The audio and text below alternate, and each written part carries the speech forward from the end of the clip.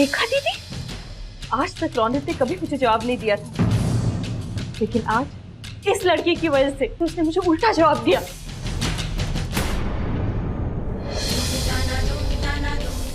ये इसे सही समझता है और मुझे गलत समझता है। कितनी खतरनाक है ये अपने रूप के जाल में अब मेरे बेटे को फंसाना चाहती है। सुषमा,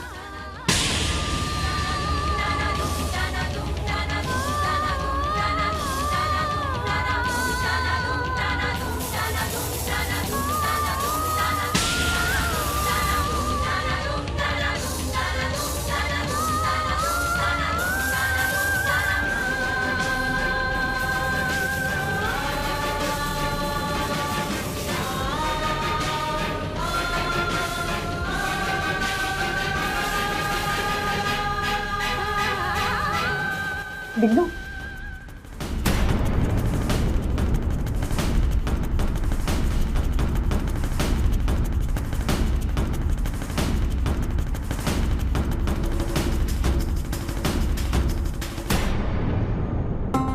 बिल्लो की आंखों में आंसू, शायद अपने बाबा के बारे में सोच के उसकी आंखें भर आई हो।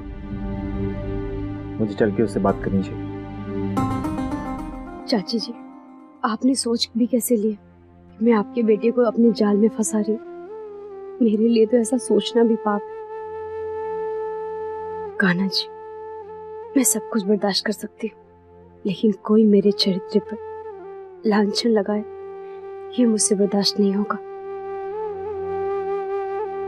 अभिनव जी को ये रिश्ता मंजूर हो या ना हो, लेकिन सच तो यही है कि मैं उन्हीं की ब्याहता हूँ। मैं सबको कैसे बताऊं?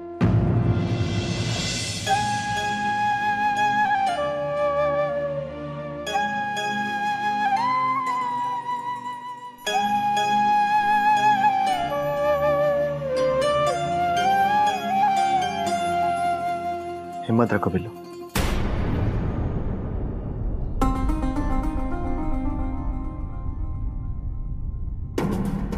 इस तरह रोने से बाबूजी नहीं मिलेंगे।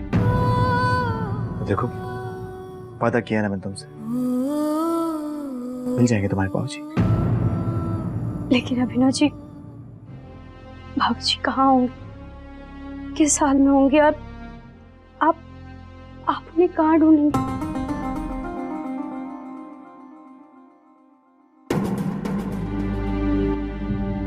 एक मिनट।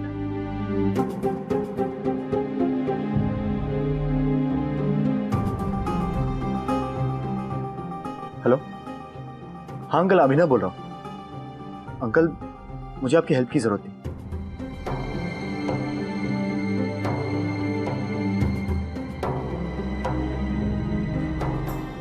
ठीक है, थैंक यू सो मच।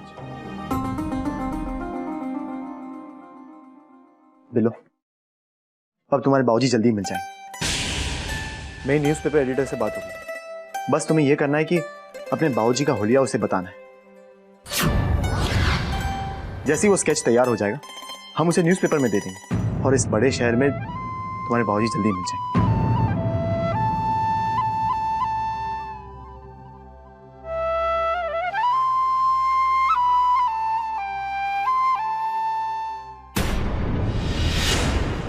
बेटी क्या कम थी जो बाप को ले आने की तैयारी हो रही है। ऐसी चाल चलूंगी ना कि सारी तैयारियां धरी की धरी रह जाएंगी। अभी भाई को बोल के आती हूँ।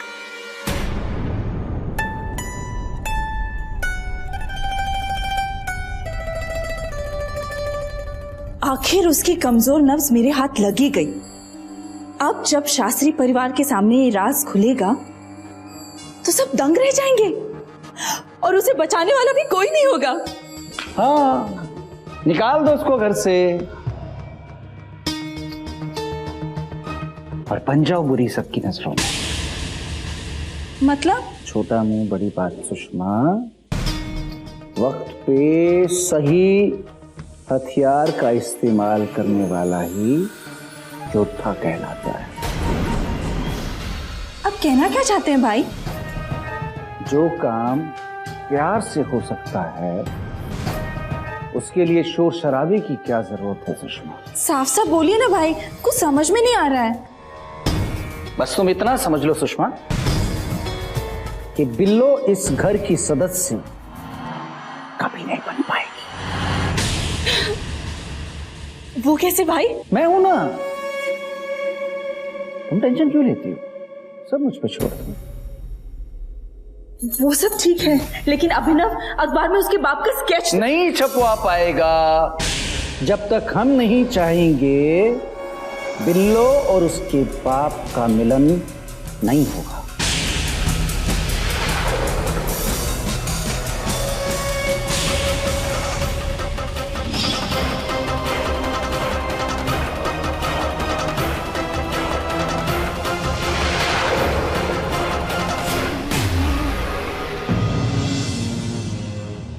बाबा, ये साहब आपसे मिलना चाहते हैं।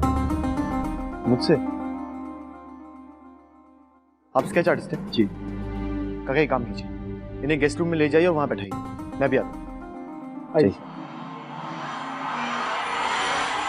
बिल्लो, नहीं,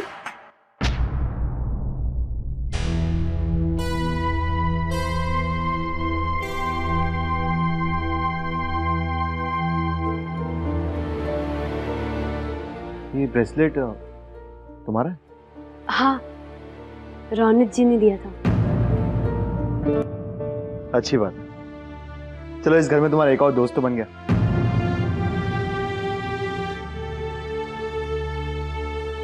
मतलब? इसका मतलब समझती हो? नहीं। जब हम सच्चे मन से किसी को दोस्त बनाना चाहते हैं तो उसे ये ब्रेसलेट दो। लेकिन तुमने इसे पहना क्यों? अरे जब तक तुम इसे नहीं पहनोगे तो रौनक को पता कैसे चलेगा कि तुमने उसे अपना दोस्त मान लिया?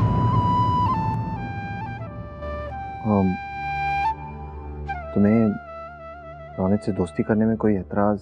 नहीं नहीं, मुझे क्यों एतराज होगा? और दोस्ती का रिश्ता तो सबसे बढ़कर होता है, और वो खुद मुझसे दोस्ती करना चाहते हैं, इससे अच्छी बात क्या हो सकती है? तो पहन लो इसे।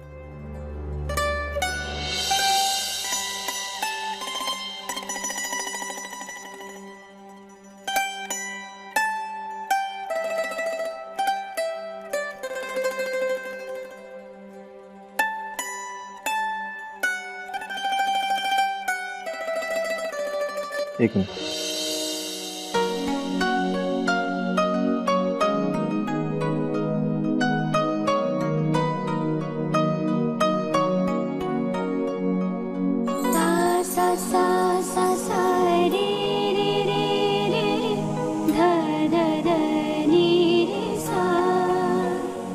लो, हो गया। अरे बातों बातों में तुमसे कहना ही भूल गया, वो स्केच आर्टिस्ट आ गया, जल्दी चलो।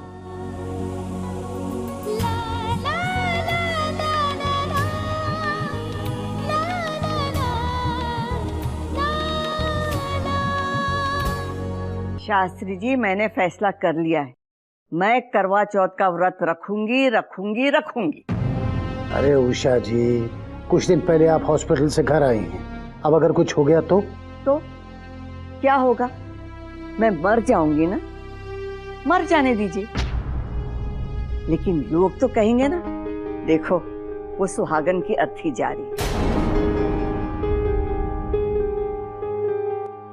एक बात बताइए शास्त्री जी, जब से मेरी शादी हुई मैंने किसी साल भी करवा चौथ का व्रत छोड़ा है? नहीं ना, तो फिर मैं इस साल कैसे छोड़ सकती हूँ? मैं रखूंगी व्रत। ठीक है, जो आपकी मर्जी में आए वही करिए। अरे बहू, तुम ही जरा अपनी सास को समझाओ। माँ जी, आपको डॉक्टर ने परहेज करने के लिए कहा है ना? अरे हमें जमीन की सुनवाई के सिलसिले में जाना ही पड़ेगा। आप व्रत कैसे रख सकती हैं? बाबूजी ठीक ही तो कह रहे हैं अम्मा जी, अगर आप व्रत रखेंगी तो आपका शुगर बढ़ जाएगा और फिर आपकी तबीयत और खराब हो जाएगी। देखो बहू, एक सुहागन के लिए अपने पति के लिए करवा चौथ का व्रत रखना उसकी जिंदगी से बढ़कर होता है। आप व्रत नहीं रखेंगे, ये हमारा अंतिम फैसला है, और एक पत्नी होने के नाते एक पति की आज्ञा का पालन करना आपका कर्तव्य है। पत्नी का क्या कर्तव्य है आप मुझे मत सिखाइए। अरे पत्नी अपने पति की लंबी आयु के लिए ये व्रत रखती है, तो फिर मैं अपने पति के लिए क्यों ना रखूं? मैं रखूंगी रखूंगी रखूंगी। दादी एक काम करते हैं, आपके नाम का व्रत मैं रख लेता हूँ।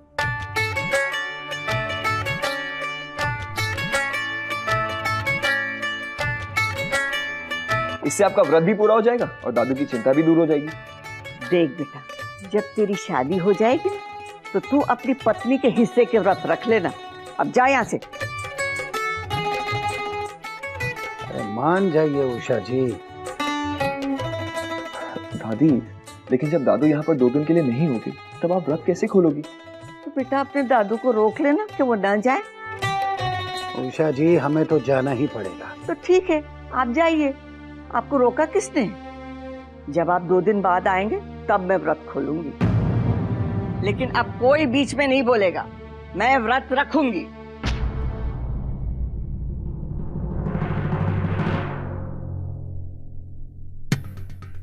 ये स्केच आर्टिस्ट है, तुम बस अपने बाबूजी का होलिया इन्हें बता दो, ये बिल्कुल वैसा ही चेहरा स्केच में उतार देंगे। बैठो। जी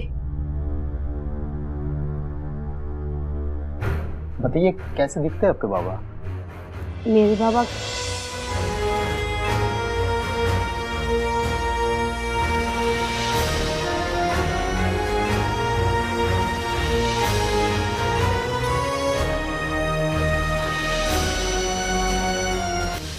ऐसे दिखता है ना आपके बाबा?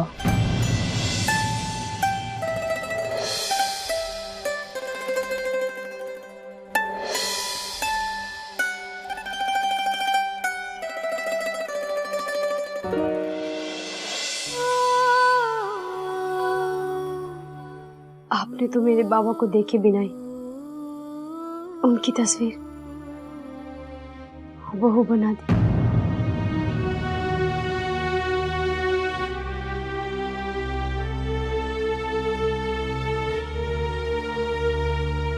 ये तो बहुत अच्छी बात है।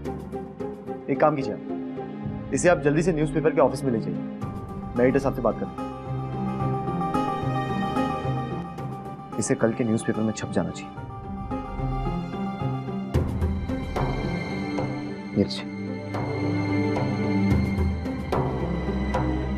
धन्यवाद।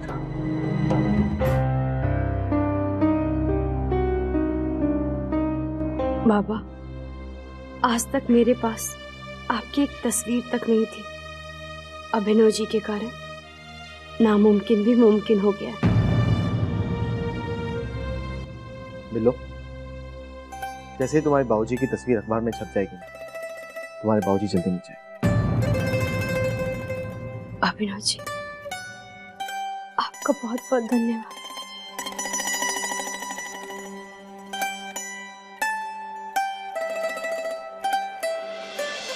मिस्टर आर्टिस्ट जी आपने बिल्लो के बाबूजी का स्केच तो बना दिया होगा ना? जी स्केच बन चुका है। मैं देख सकता हूँ? हाँ ये देखिए।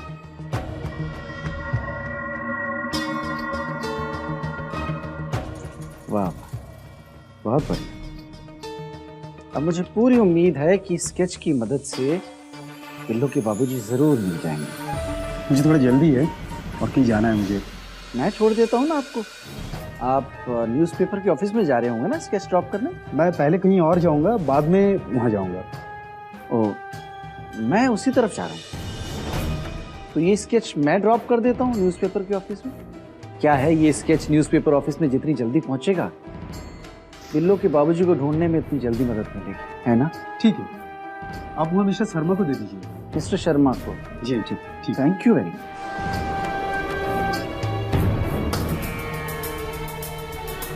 हाँ, बिल्लो रानी, ना तो अब तेरे बाबूजी मिलेंगे, ना ही अब तो इस घर में रह पाएंगे। जवाहर जी, आप एक कामयाब बिजनेसमैन हैं, एक ऊंची शख्सियत के मालिक हैं, एक महान पिता हैं। तभी तो आपने अभिनव की गलतियों को उसकी नादानी समझ के माफ कर दिया।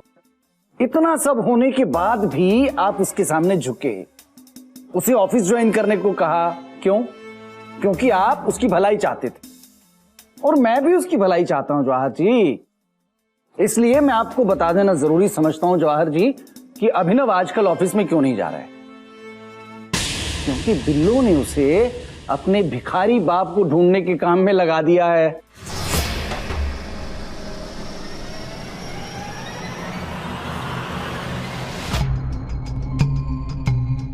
बिल्लो का बाप, लेकिन बिल्लो तो अनाथ थी ना। नहीं जी, सच्चाई तो कुछ और ही है।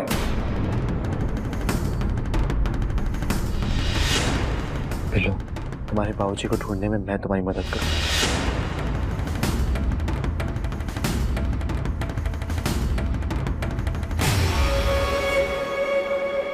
लेकिन इसमें अपने अभिनव की कोई गलती नहीं है। अपना अभिनव तो बहुत सीधा बच्चा है, बहुत जल्द किसी के भी बहकावे में आ जाता है। पहले देखिए ना, वो सुमन ने अपने प्रेम जाल में फंसा के उसे आपके खिलाफ कर दिया, और अब ये बिल्लो उसके पीछे पड़ गई। समझ में नहीं आता ये बिल्लो का अपने बाप को ढूंढने का मकसद क्या है, और भला ये अभिनव उसके बाप का स्केच क्यों बनवा रहे? मुझे तो कोई बहुत बड़ी साजिश लगती है ये। मैंने भी उस स्केच वाले से वो स्केच अखबार में छपने से पहले ही झटक लिया। ये देखिए,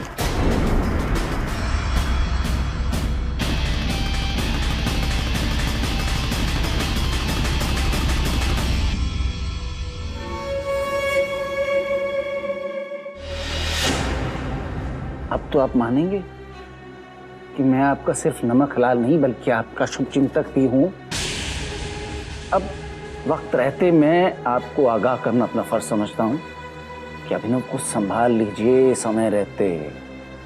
कहीं ऐसा ना हो आप अपने जवान बेटे से दूसरी बार हाथ धो बैठे।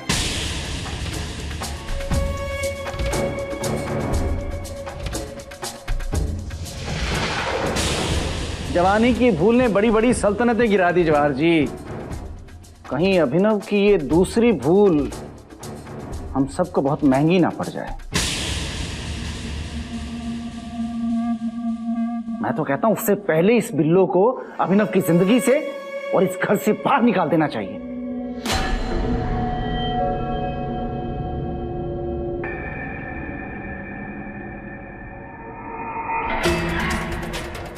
ठीक है, सुनो, बिल्लो को इस घर से निकालने की जिम्मेदारी तुम्हारी। ठीक है, लेकिन कैसे? कैसे क्या? आपको अपने बाबूजी को संभालना। सुजान, जब भी कोई अच्छा काम होता है बीच में टांग अड़ा देते। चिंता मत करो, इस बार ऐसा कुछ नहीं होगा, तुम निश्चिंत रहो। तो समझ लीजिए आपका काम हो गया जी।